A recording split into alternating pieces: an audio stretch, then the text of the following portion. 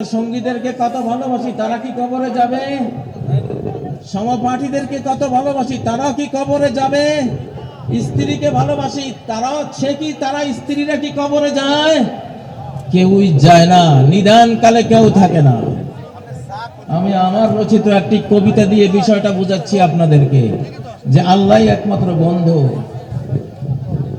জেলখানায় সিদ্ধান্ত নিয়েছি বাংলাদেশকে আল্লাহর মজনুমদের দেশ বানাবো ইনশাআল্লাহ। আমরা কার মজনু হব? কার মজনু হব? উযকুরুল্লাহ হাত্তা ইউকালা মজনুন। আল্লাহকে এমন ভাবে স্মরণ রাখো, এমন ভাবে ডাকো যেন শ্রোতারা দেখে শুনে মনে করে যে তুমি একটা পাগল। এটা তো হাদিস, ঠিক না? মাতৃমায়ার আঁচল ছেড়ে গেলাম খেলার মাঠে, কদিন পরে সে মাঠ ছেড়ে গেলাম বিদ্যাপীঠে। বিদ্যালয়ের দিন ফুরালে জড়ো হলাম প্রাতে, নয়ন জলে বুক ভাসিয়ে গেলাম যে যার পথে। আবার এলো জীবন জুড়ে যৌবন রাঙ্গিনী, মনে হলো এবার পেলাম আসল সঙ্গিনী। কোলের শিশু আসলো যখন মায়ার সুতোয় গেথে, আগের মতো সেই প্রীতি আর রইল না তার সাথে। পুত্র কন্যা নাতি পুতি জড়িয়ে মায়ার জালে, একে একে আসলো গেল সবই আমার কোলে।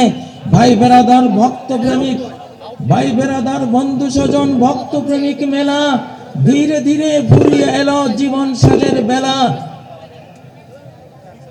একলা ঘরে একলা খাটে জীবন শেষে এসে, জীর্ণ দেহে পড়ে আছি চোখের জলে ভেসে।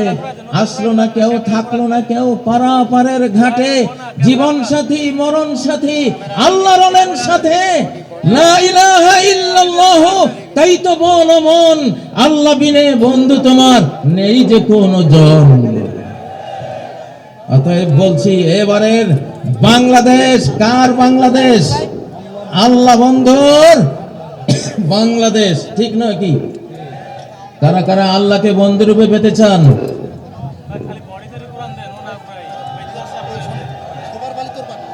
আল্লাহু আকবার,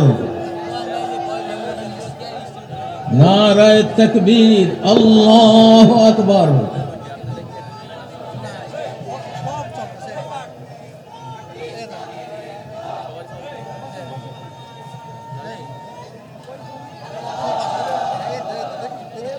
প্রিয় বন্ধুরা, আল্লাহ যদি সাথে থাকেন তাহলে পার্শ্ববর্তী দেশ আমাদের বিরুদ্ধে হুঙ্কার দিচ্ছে, হুঙ্কারের কোনো পরোয়া আমরা করব না।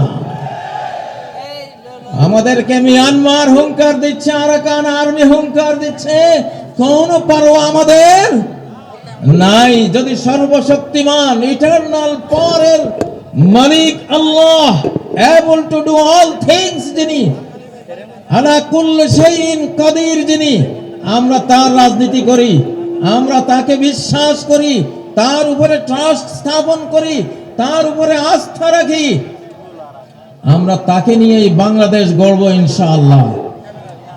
প্রিয় বন্ধুরা, দ্বিতীয় স্লোগান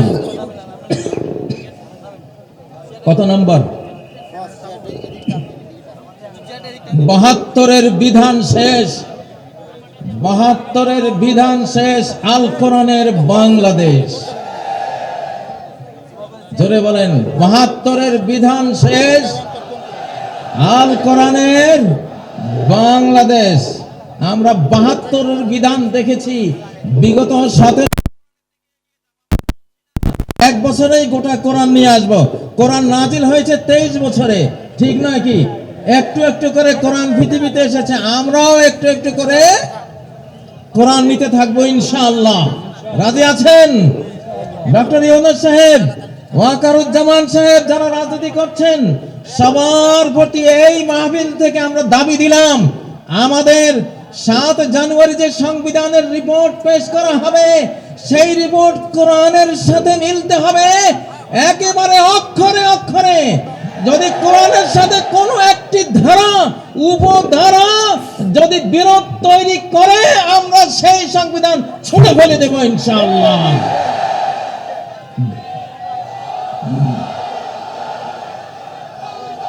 আজকের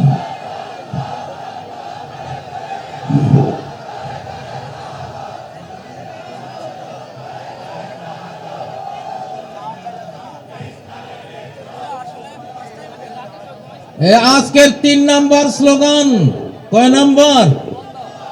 কারা কারা শুনেছেন হাত তোলেন। কয় নম্বর স্লোগান? 3 নম্বর।